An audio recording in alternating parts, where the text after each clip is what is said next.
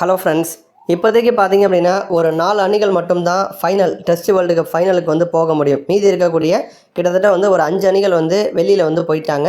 அதில் முக்கியமான அணிகள் அப்படின்னு பார்க்குறப்ப இங்கிலாந்து அவங்க இங்கிலாந்தில் தான் நமக்கு டெஸ்ட் வேர்ல்டு கப் ஃபைனலே நடக்கும். அப்படிப்பட்ட சூழலில் இங்கிலாந்து வெளில போயிட்டாங்க. கடந்த 2 முறையுமே அவங்க ஃபைனலுக்கு வரலை.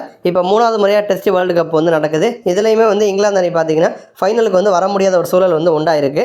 அடுத்து பார்த்திங்க அப்படின்னா நியூசிலாந்து அணியை பொறுத்த வரைக்கும் முதன் முறையாக டெஸ்ட் வேர்ல்டு கப் நடந்தப்ப அவங்க தான் சாம்பியன்.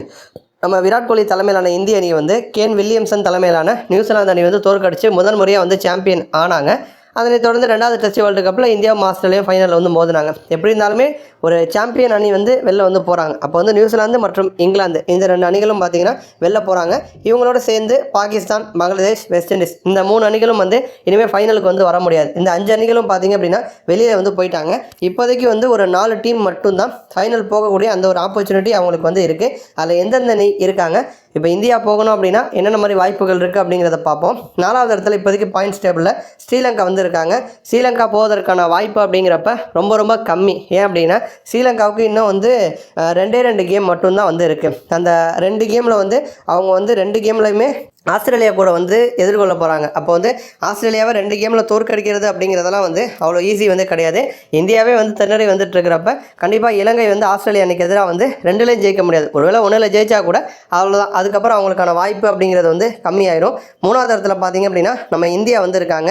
இந்தியாவை பொறுத்த வரைக்கும் இன்னும் நமக்கு 3 மேட்ச் இருக்குது. அந்த 3 மேட்ச்சில் 2ல் கம்பல்சரி நம்ம ஜெயிச்சே ஆகணும். அதுலேயும் இந்த காபா கிரவுண்டில் நடக்க போகிற 3வது டெஸ்ட் அப்படிங்கிறது இந்திய அணிக்கு முக்கியமான ஒன்று பார்க்கப்படுது. இப்போ இந்த காபா கிரவுண்டில் நம்ம ஜெயிச்சிட்டோம் அப்படின்னாலே மீதி இருக்கக்கூடிய 2 மேட்சஸில் ஏதோ 1ல் ஜெயிச்சாலே நமக்கான வாய்ப்பு அப்படிங்கிறது கண்டிப்பாக வந்துடும். அப்போ 3க்கு 2, அதாவது 3 போட்டியில் 2க்கு 1 அப்படிங்கிற கணக்கில் நம்ம ஆஸ்திரேலியாவை தோற்கடிச்சா மட்டும்தான் நமக்கான வாய்ப்பு கிடைக்கும். அடுத்து பார்த்தீங்கன்னா 2வது இடத்துல ஆஸ்திரேலியா அணி இருக்காங்க. ஆஸ்திரேலியா அணிக்கு நம்ம இந்தியா தொடர் மட்டும் இல்லாமல் அவங்க ஸ்ரீலங்கா கூட 2 கேமில் மோத போகிறாங்க. அப்போ அவங்களுக்கு இன்னும் 5 கேம் இருக்குது. அந்த 5 கேமில் 3 கேமில் ஜெயிச்சாங்க அப்படின்னாலே, இல்லைனா 2 கேமில் ஜெயிச்சு 1-2 கேம் ட்ரா பண்ணாங்க அப்படின்னாலே ஆஸ்திரேலியா ஈஸியாக உள்ளே போயிடுவாங்க. ஒருவேளை இந்தியா தொடரில் சொதப்பினா கூட கடைசி 2 கேம் ஸ்ரீலங்கா கூட ஆட போகிறாங்க. அதில் ஆஸ்திரேலியா நல்லா பர்ஃபார்ம் பண்ணிட்டாங்க அப்படின்னா ஈஸியாக ஆஸ்திரேலியா உள்ளே போயிடுவாங்க.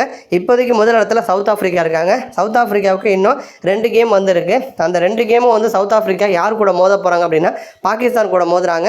அதுவும் சொந்த மண்ணில் மோதுறாங்க. இப்போதைக்கு பாயிண்ட்ஸ் டேபிளில் 7வது இடத்துல பாகிஸ்தான் இருக்காங்க.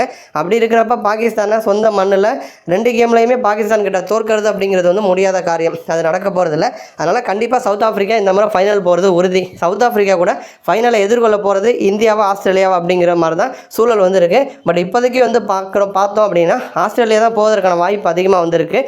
ஒருவேளை இந்தியா அடுத்து நடக்க போகிற 3 டெஸ்ட்லையும் ஜெயிச்சா மட்டும்தான் இந்தியாவில் ஃபைனலுக்கு போக முடியும். ஏன்னா இந்தியா 3 டெஸ்ட்லேயும் ஆஸ்திரேலியா தோற்கடிச்சிட்டாங்கன்னா ஆஸ்திரேலியாவோட பாயிண்ட்ஸ் டேபிள் ரொம்ப கம்மியாயிரும் பாயிண்ட்ஸு. அடுத்து அவங்க ஸ்ரீலங்கா கூட கடைசி 2 கேமில் ஜெயிச்சா கூட இந்தியா பக்கத்தில் நெருங்க முடியாது. அப்போ இந்தியா 3க்கு 3ல் 2ல் ஜெயிச்சாங்கன்னா ஓரளவு வாய்ப்பு இருக்குது. 3க்கு 3 ஜெயிச்சிட்டாங்க அப்படின்னா கம்பல்சரி நம்ம உள்ளே போகலாம். பட் அது அவ்வளோ ஈஸி கிடையாது.